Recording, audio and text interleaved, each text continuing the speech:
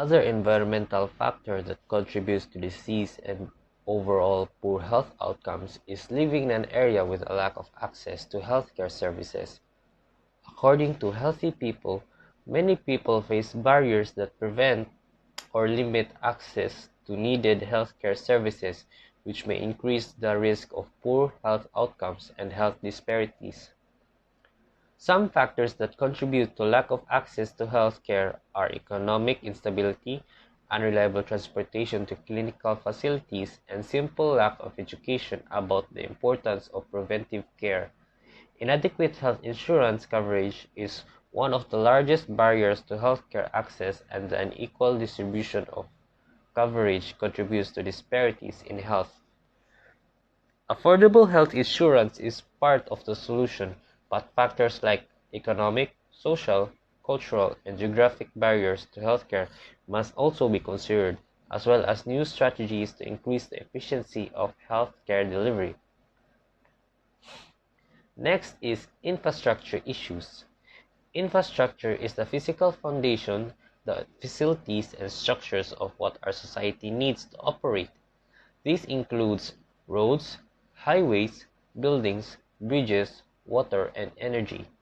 Cities around the United States are dealing with outdated and aging infrastructure. As a country, we must invest in infrastructure for a better future, and we must do so responsibly and equitably. If you think the infrastructure and public health are not related, think again. Poor infrastructure has been linked with lead poisoning, accidents, and injuries, and asthma. Infrastructure issues can also have a major impact on community health. Examples include the following: poorly maintained roads, lack of access to clean drinking water, lack of local healthcare infrastructure, such as clinics capable of giving vaccinations. Overcoming poor infrastructure requires the right allocation of resources from local, state, and federal governments, as well as a qualified workforce to keep infrastructure properly maintained.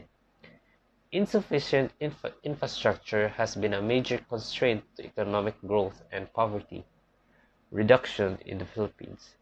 Though the country has a relatively high access levels to water, sanitation, and electricity service levels have failed to keep up with rapid population growth and urbanization. Infrastructure development in the country is hampered by a poor business environment, weakness in planning, coordination, and financing, and a decrease in the private sector involvement in infrastructure provision. Next is poor water quality. Surface waters and aquifers can be contaminated by various chemicals, microbes, and radionuclides. Disinfection of drinking water has dramatically reduced the prevalence of waterborne diseases in the United States. Other processes may also be used to treat drinking water depending on the characteristics of and contaminants in the source water. Very Well Health reports that across the world, more than 780 million people don't have access to clean drinking water. Shockingly, about a third of the world's population lacks access to proper sanitation. The health implications are sobering. Each day, more than 2,200 children die due to diseases caused by poor water quality. Several factors can contribute to poor water quality, including industrial waste and pollution, lack of access to proper water treatment and sanitation services, and outdated plumbing infrastructure. If drinking water contains unsafe levels of contaminants, it can cause health effects such as gastrointestinal diseases, nervous system or reproductive effects, and chronic diseases such as cancer. Factors that can influence whether a contaminant will lead to health effects include the type of contaminant, its concentration in the water, individual susceptibility, the amount of water consumed, and the duration of exposure.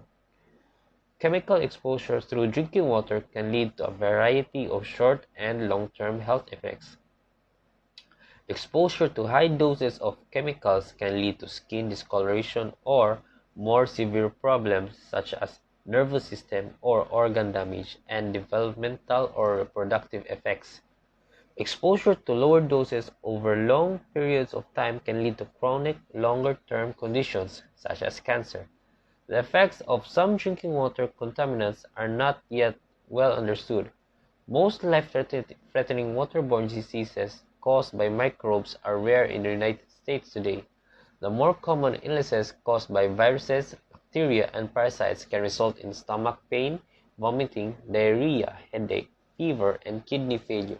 Infectious diseases such as hepatitis can also occur.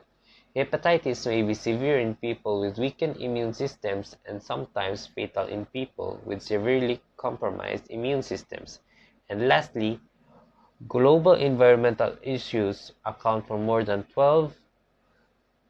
6 million deaths each year, according to World Health Organization data. Although it is unequivocal that climate change affects human health, it remains challenging to accurately estimate the scale and impact of many climate-sensitive health risks.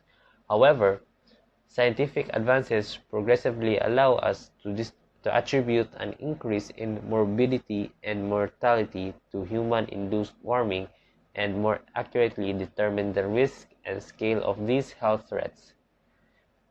May I proceed to Jap Alvarez for the physical self and self-concept?